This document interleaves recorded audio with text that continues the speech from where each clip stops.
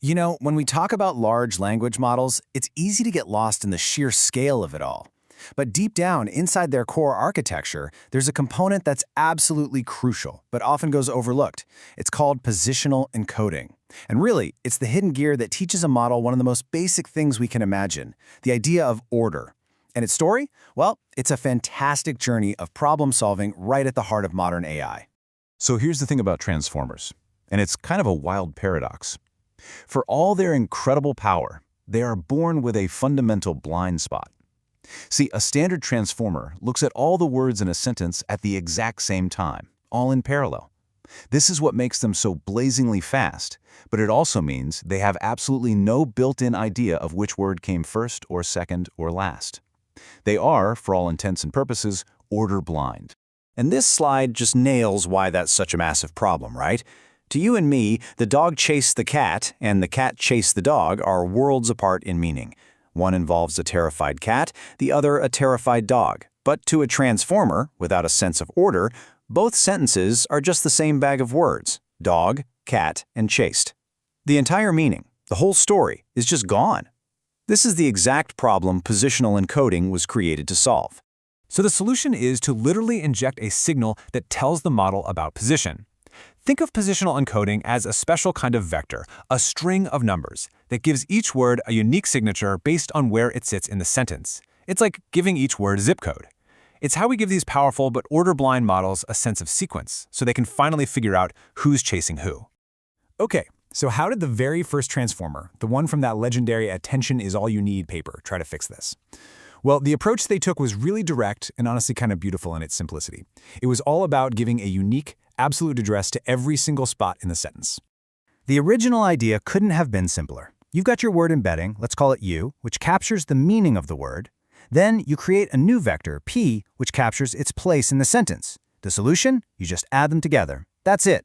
The final vector now holds information about both what the word is and where it is.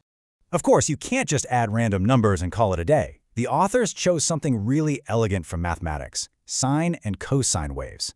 Now, why waves? Well, for a few great reasons. They have predictable, repeating patterns. They're smooth, which is fantastic for all the calculus happening inside the model. And by layering up waves of different frequencies, you can create a totally unique digital fingerprint for every single position that also, cleverly, contains hints about how far apart words are from each other. And at first glance, this looked like a total home run.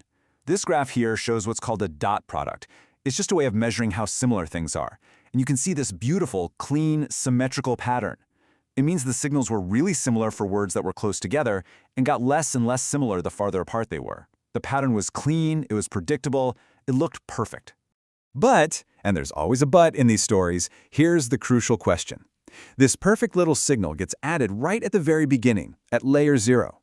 What on earth happens to it after it travels through the dozens, sometimes hundreds of complex layers inside a deep transformer model? And this slide shows the fatal flaw. The answer was a hard no. That top line is our clean original signal. All that noisy stuff at the bottom? That's what the signal looks like after it's been processed by the model. It's a complete mess. The clear pattern is totally washed out. So this first approach, while clever, was just too fragile. The signal got lost in translation. Now, this failure wasn't just a setback. It actually sparked a fundamental shift in thinking. Researchers realized, okay, we can't just tack the signal on at the beginning and hope for the best. They needed something way more robust, something that focused not on a word's absolute address, but on its position relative to other words.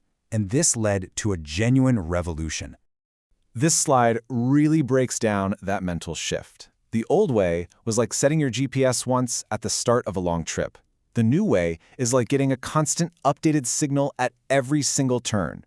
The new philosophy was to inject this positional information just in time, right into the attention mechanism at every single layer of the model. That way, the signal could never get diluted or lost. And one of the most elegant and powerful ideas to come out of this new philosophy was something called RoPE, which stands for Rotary Position Embedding. It completely reframed the problem. The question was no longer what signal should we add, but something much more fundamental. What is the simplest, most minimal operation we can do to encode position? Okay, Let's break this down, because the core idea behind RoPE is just so cool. Instead of adding a signal, RoPE rotates the query and key vectors. Think of it like this. Every word's vector gets rotated by a specific angle based on its position in the sentence. So the word at position 3 gets rotated a little bit, and the word at position 10 gets rotated a whole lot more. The absolute genius of this is that the similarity between any two of these rotated vectors now depends only on the difference in their angles, which is just their relative distance. It's this beautiful geometric trick that bakes relative position right into the attention math. And wow, did it work? The research group ALiBi found that RoPE was a complete game changer. It performed as well or even better than pretty much any other method out there. It was efficient, it was effective, and it was elegant. It really seemed like the final answer had been found. But as you know, in AI, solving one problem at scale usually just reveals a brand new one. Because, of course, the goalposts are always moving. As models got bigger, our ambitions for them got bigger too. We wanted them to process massive amounts of information all at once, and this revealed the next major bottleneck, extrapolation. Suddenly, we weren't just feeding models short paragraphs. We wanted them to read an entire code base, or digest a whole book, or remember a conversation history that went back for weeks. We're talking about context windows of 1 million tokens or more. And the problem was, most positional encodings, even RoPE, really started to struggle when they saw sequences that were way longer than what they were trained on. The positional encoding itself had become the new bottleneck. And this new challenge was perfectly summed up by the researchers behind the next big innovation. Their paper asked this simple, direct question that was on every AI researcher's mind. How do we get these models to train short, but still work when we test long?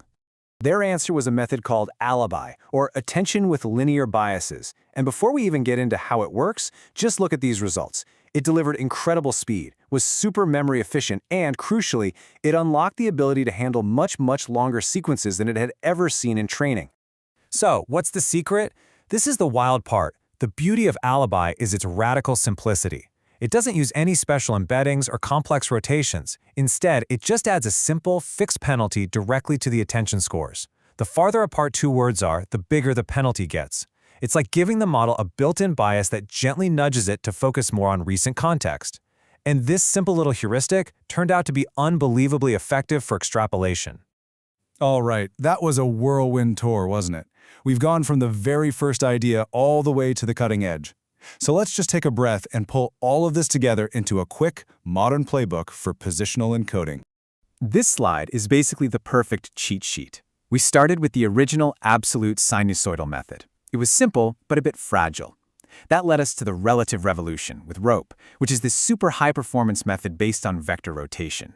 And then, to solve the modern challenge of massive contexts, we got ALiBi, an incredibly efficient and simple method based on a linear bias. You could see how each step was a direct answer to the limitations of the one before it. But here's the thing, the story is nowhere near over. In fact, the whole concept has exploded beyond just simple text. Positional encoding is now seen as a general framework for injecting any kind of structural information into a model. We're now seeing custom-built encodings for DNA sequences in biology, for nodes in a social network graph, and even for 2D and 3D coordinates in physics simulations. It's about way more than just linear order now. And that really shows us the path forward. We started with a seemingly simple problem. How do you teach a machine about the linear flow of words in a sentence? And solving that has now opened the door to teaching AI about much richer, more complex structures.